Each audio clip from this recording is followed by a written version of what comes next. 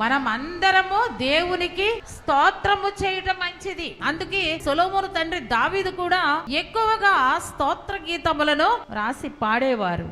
అలాగే మనము కూడా ఆయన చేసిన కార్యములకు స్తోత్రం. ఒక అన్యురాలే దేవునికి స్తోత్రం అన్నది, నీ దేవుడైన యెహోవా అన్నది. నీ యందు ఆనందించి ఉన్నాడు దేవుడు అంటుంది. అంటే సంతోషం కలిగించాడు, ఎందుకంటే దేవుని చిత్తాన్ని నెరవేర్చాడు కనుక.